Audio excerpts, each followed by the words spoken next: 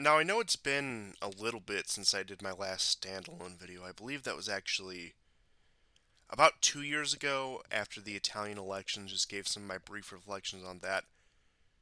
But the reason I don't do these much is because most of what I want to cover we can get out of the way on the show. And rarely is there anything that I want to just take a few minutes to talk about exclusively. But I am making a bit of an exception because of how preeminent this story is, of course, with the election coming up. Well, the election itself being a story, I should say. And I do feel that I owe the audience, you guys, who I try to keep a reasonable back and forth with. I like to always hear back from you guys what you think, where I've been right, where I've been wrong, and once again, I think you guys are great at that. It's always nice to see you guys in the chat. Pretty active chat for a channel this size, so I do have to commend you guys the comments as well. And of course, we're also coming off a Geo episode, so there's probably a few new people here, in which case, welcome. I hope we can meet and exceed your expectations. I know that our coverage is a bit off the beaten path, maybe for some people even in these circles, but I always like to try to, of course, number one, express my true thoughts on these things. Number two, try to look for maybe not a completely unique perspective, but an overlooked one. But with all that being said, getting the rambling out of the way, to the actual point of this video, I did vote for Donald Trump this past time around. Despite what I've been saying all this year and even into a bit of last year, where I had really questioned the point of even participating in the 2024 elections because of some of my misgivings about Trump, which, don't get me wrong, they are still there. I still have many criticisms of him, particularly on the field of foreign policy, and especially with Middle Eastern policy in Israel. I think that it's one of the most volatile areas in the world that, of course, if Trump is back in office, we could see a potential escalation there. Also, once again, I think his position on Ukraine is shaky. Like I said, my voting for him, me coming out and supporting him and explaining this to you in this video, doesn't negate any of the concerns. And that's not even to get into some of the domestic policy stuff, like is he going to be able to effectively carry out, say, some of his promises on immigration? Will he actually do the stapling green cards as diplomas, which was another big sticking point, in which, yes, I will criticize him if he does that. I will write him off if he actually does that. But once again, a lot of things in politics is just talk. It's just bluster. It's empty words. I'm not saying that to justify it. It is just the system that we have right now. And I'm not saying that I think Trump is really going to be a great improvement this time around. But ultimately, I do think there are some positive things, even if he just accomplishes a small fraction of what he wants to do, that can come out of this. Maybe not in the short term, but I think in the long term, it does present some opportunities going forward. And like I said, this isn't some sort of Trump is perfect thing. This isn't any sort of glowing endorsement. Do whatever you want. I don't advocate against anyone voting. If you have these problems with Trump, which I've discussed at length on the show and I've touched on a bit right here, I can understand why you might want to sit this one out. I mean, look, I'm in a state that is more or less going to go red by probably about 5 to 10 points. So I guess my vote didn't mean that much, and especially if you are in one of those safe states, I can understand why you might just want to sit home. If you're in a more contentious state, yeah, I understand, and I would even somewhat advocate you just pulling the lever for Trump because I do think he is the better option, even just in terms of domestic policy. I'm not saying that he's some economic wizard who can undo the past 4+ years of damage because, once again, a lot of these things were just baked into the cake, especially after the crises of 2020 in the economic measures taken to try to negate some of that and where we might have gone wrong. Once again, that's a discussion for a different day. But I do think a lot of the things that have come to bear in the past 4 years were inevitable. And I do have to say, in this admission of support for him, I suppose you can call it, I do still think that they're not going to, let's just say, enact any sort of extraordinary measures to prevent Trump from assuming office. Not that those have ever happened, but just hypothetically speaking, because I do think there's some backdoor strategy from the Democrats that, yes, they do want him to be the figurehead. They do want him to be the face of the country when economic troubles really set in, when inflation cannot be solved, when our immigration crisis continues to escalate, or when, say, some of our involvement in the Middle East or Eastern Europe or any other part of the world really comes to a head. Or, I mean, look at the front lines in Ukraine right now. If there is a major failure on the part of the Ukrainians, which isn't unlikely, or even if things continue at the current pace where Ukraine slowly continues to lose ground, if that's on Trump's watch, it's going to reflect badly on him. It's going to be something that they can campaign against him on in 2028. Like, I've covered all this before. And I just wanted to reiterate that for anyone who may not have heard it, or just to put everything in this video all at once so you can reference why I ended up supporting Trump and why I ended up actually voting for him again. And that is ultimately, aside from the, let's just say, public spectacle, because it's an absurd time in this nation's history. It's an absurd time in world history, frankly. And a lot of what has happened to modern America, even before Trump, has been ridiculous. And a lot of it has been farcical. And what better man to play into that system than this guy that you're looking at right here? This is actually why I picked the picture for this video of him with that dumb grin. Yeah, I do have to admit, personality is a lot of it. He's a very charming guy. He's a very funny guy. He has his moments. And I don't think that being a good showman, I don't think that being a good public figure necessarily means good leadership. But I do have to say, it can bring a smile to my face when we get the stories about him throwing the starburst at Merkel. Those are the kind of things you want from Trump. Or when he talks about nuking the hurricane, yes, there is a lot of, I don't even want to say entertainment or comedic value, because I don't even think that really expresses what I mean by it. But he is an endearing guy, despite all his flaws, and that's not to excuse his flaws, but he is an endearing guy. And I suppose in many ways you could say my decision is just as much against Harris as it is for Trump. And not that I buy into some of the more doomsday predictions about a Harris administration, because, I mean, look, I do have a pessimistic disposition. I think anyone who has listened to me talk about any issue for long enough has probably come to that conclusion. But with Harris, as much as they might try to deflect, as much as they might try to make things look different, it is really just going to be a continuation of the past 4 years, which is just slow stagnation into decline. And it's going to be a continuation of the same harebrained foreign policy as we've seen. Continued escalation while also appearing extremely weak, which is probably the worst combination you could have. Being belligerent while also looking completely weak. And look, I think America is entirely too involved in world affairs, and that we would benefit greatly from retracting from a lot of our global obligations. And I don't think Trump is necessarily going to deliver that. Maybe in a few areas we might get lucky, but I know it's a guarantee with Harris, with the continuation of the policies of the past, not only 4 years, but the past several decades.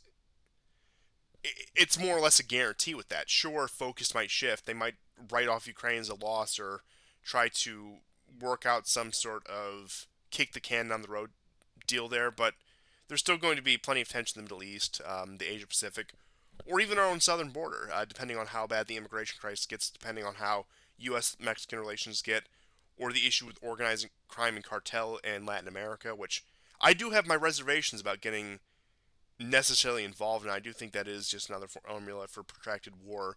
And much like our other wars that we've been involved in the past several decades, importing many of the problems into the United States. So I'm not even touching on it at that point, but really just anywhere in the world.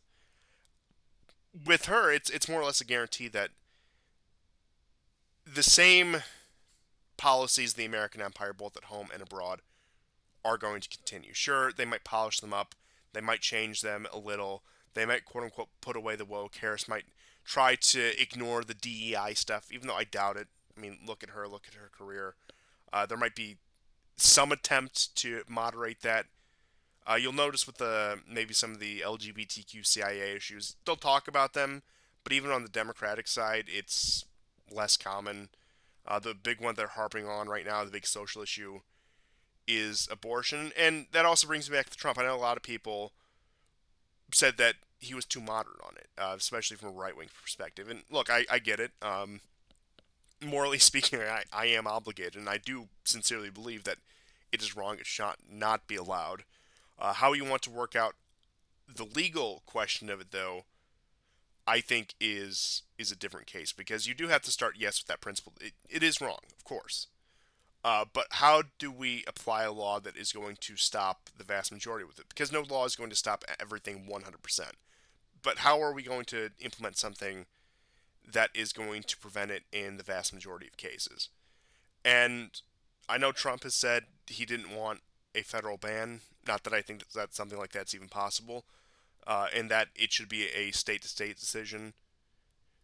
And I think, once again, politically speaking, with the understanding that, yes, morally, I cannot condone it, I do not condone it, it is the right move for the time being, and that this is going to be a years long, protracted battle. And I think, frankly, one of the strongest arguments you could make for Trump is the fact that he has made progress on that issue. He has opened the doors to being able to possibly have some sort of legal restriction on abortion again, which I think is a good thing. You can get into the details of it. You can talk about should exception X, Y, or Z exist. I won't get too far into that conversation. I think legally speaking, maybe. I don't know. I'm no expert on these issues. I'm just giving my sincere opinion on that.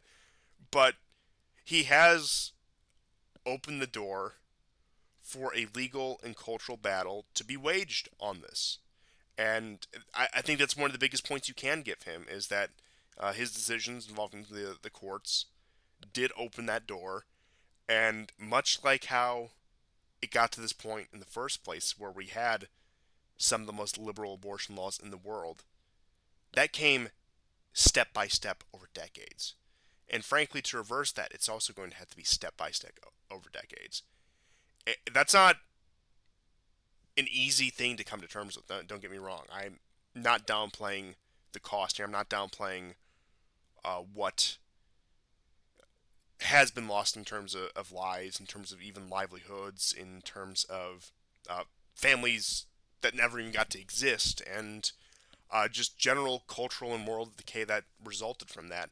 And I'm not saying that Trump is the man. I'm not saying that Trump has this staunch moral opposition. Once again, like I said, he has more or less said it's over. The states can decide. But I do have to give him some degree of credit. Let's not go too far though. For at least getting the door open on this. And I hate to say it, we might fail. We may not win this battle. We've lost it before. But there is a fighting chance. And if he can do something, and I don't think social policy is going to be, at least in that regard, is going to be a major focus of Trump. But if he can open that door a little bit further, I think it will have been worth it. Not only for that issue, not only for the abortion issue, but for a number of different issues. But at the same time, yes, there is a great opportunity for subversion from people who want to puppet the MAGA movement, as it were, for their own means. If you want, for example, you see some of the neoconservatives who have really tried to realign themselves to Trump, or some of these other, let's just say, less than trustworthy factions across the political spectrum who have tried to align themselves with Trump, probably in hopes of subverting his movement, probably in hopes of taking up the reins after, of course, Trump is term limited, and as he gets older and goes into retirement and does eventually pass away, that people, of course, do want to ride his momentum for their own ends. And I suppose that is all of politics. And given Trump's staffing picks in his first administration, yes, it is concerned that you are going to get these subversives in there. And you could even say that there are people who are more amenable to our ideas in there. But ultimately, I do have to say, at the end of the day, regardless of everything, and this isn't to excuse that, this isn't to absolve it, isn't to erase it. I'm sure if Trump gets elected again, which I do think he will, and next episode of the War Report, I'll go into my exact predictions, what I think the electoral map will look like, and just some of my speculations on how election night and beyond will go. But with that being said, if he does win, I'm sure that the next 4 years I will probably be very harshly critical of him. And I expect that to happen. And look, he's no king. He's not a sovereign. He is the leader of a quote unquote democracy. So that transcendent symbol, maybe that some people may have wanted to apply to the American president in previously in this country's history, is simply not the case. It's not like he is above politics, by no means. So yes, I probably will be very harshly critical of him. I probably will think that he is a great disappointment in many areas. But much like his first term, I do think there is potential there to move the needle in our direction, if you will. But like I said, I don't fault anyone who is fed up with Trump and want to do away with him. Um, and I don't want to play into the two side fear mongering, because I know that is how the two party system, which I mean, even the two party system is a bit. It's a bit of a meme talking point, which I could get into in at another time if you'd like me to. But not to play into maybe Republican fear mongering that Harris would be the worst president ever. It wouldn't be bad. It wouldn't be fun. But point being is, I don't think it would be any worse than it is now. Not that now is good. Not that now is desirable by any means. I do think that we could recover from a Trump loss. It would be hard. It would be disorienting. But I do think there are ways out of it. And you could even make the argument that, oh, maybe something better will take his place. But I simply don't see that. I think if Trump loses, the idea of a quote unquote populist right is going to be put to rest. And you're going to get a lot of the broken conservative policies and movements back trying to reclaim the mantle of the Republican Party. And you could say that they're trying to work through Trump to do that now. Yes, they are. But I will once again say that he, Donald Trump, provides something of an opportunity. Maybe we squander it. Maybe it's not that much. Maybe the forces of nature and history, whatever you want to call it, is stacked against us. But it is that non 0% chance that I do feel compelled to take. I understand if you don't want to. I'm not trying to influence anyone. I'm just trying to explain my position, because I've talked about it, but I don't feel like I've really dedicated the proper time to it. And hopefully this cleared things up. Once again, the comment section is right there if you want to ask me questions. If you think I'm wrong about something, I'm, of course, more than open to hearing what you have to say about it. But we'll see you guys on the next episode of the War Report, and goodbye.